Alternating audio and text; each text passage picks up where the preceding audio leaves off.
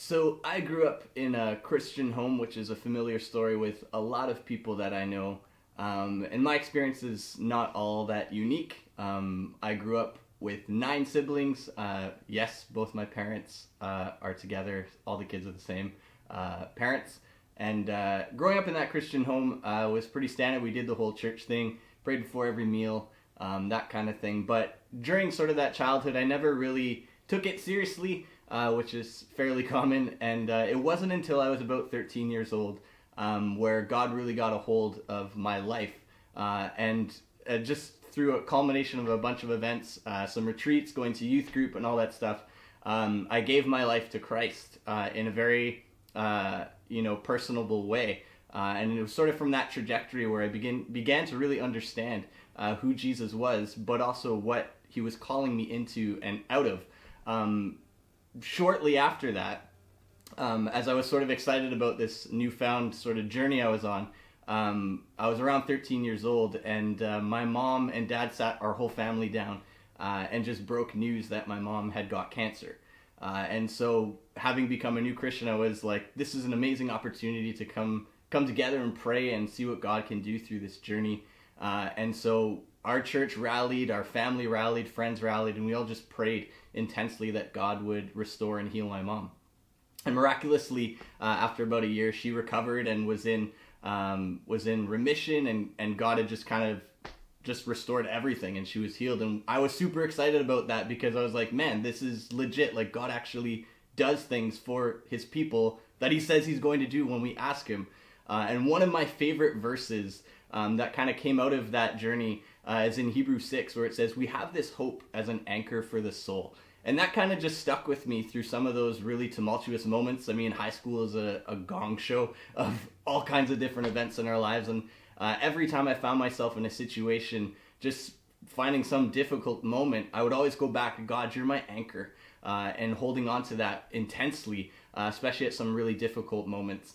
Fast forward to about 10 years later, in 2010, I was just about to head off to university as God had called me into ministry to become a youth pastor. And this would have been about the summer of 2010. So I was already in a different headspace trying to figure out what God was calling me into. But then again, my parents sat us down, and my mom and dad broke the news again that my mom had cancer for the second time. Based on my first experience, I was like, God, you did this before. Surely you'll do it again. And it was the same scenario. Our church rallied, our family rallied, friends rallied, and we prayed intensely. But it just seemed nothing was working. Months would go by, and it just seemed the cancer was spreading. It started in her spine, but by the end of the year of December 2010, it had worked out through everywhere. And so 2011 came, and it was just all over. And so we were really discouraged. But I was still clinging to that verse, God, you're an anchor in these difficult situations. But then as September was looming, I was just about to head off to my second year of university. And just by that time, things were just really, really bad. And I remember sitting in the hospital with my mom and family and just kind of enjoying those final moments together. And she passed away in 2011, just 2 weeks before I had to go off into uni. And I was broken. I was like, how am I supposed to go off to university and sort of switch gears mentally, physically, all these things? I had to go to Toronto, and we lived here in Ottawa, and that was its own set of circumstances that was really difficult. But that was a really challenging moment. And I remember spending the rest of that semester kind of just in a zombie sort of mode, shell-shocked really, figuring out, God, why didn't you restore the second time like you did the first time? And God just kind of reminded me through that journey, sometimes God is our anchor in those easy, not easy moments, but in a wide array of moments. But sometimes it really takes those difficult moments to really understand what that means. For me, the whole idea of God being an anchor is, it's really easy when the sun is shining and the sky is blue and your ship is docked at the harbor. It's not a big deal. The hardest thing is when your ship's out at sea and the storm comes and you don't know where to turn.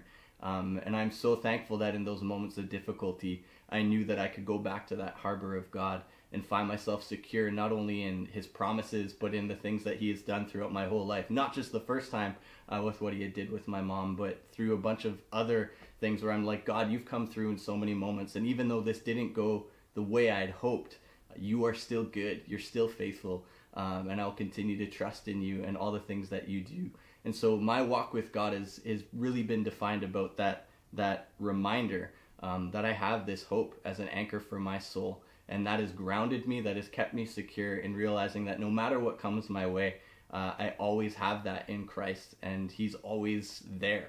I don't have to worry when things are difficult. Where he is with me, and he is walking alongside me in those moments. So my whole journey is that constant. Jesus is my anchor, and he is my hope. And so I'm so grateful that he's able to be there for me, not just on the good days, but in those moments where it's really difficult, especially this last year, where, I mean, everyone, where do you turn to, and all these things. And so I'm so grateful that Christ has been that amazing support for me throughout all these years, and continues to do so for the rest of my life.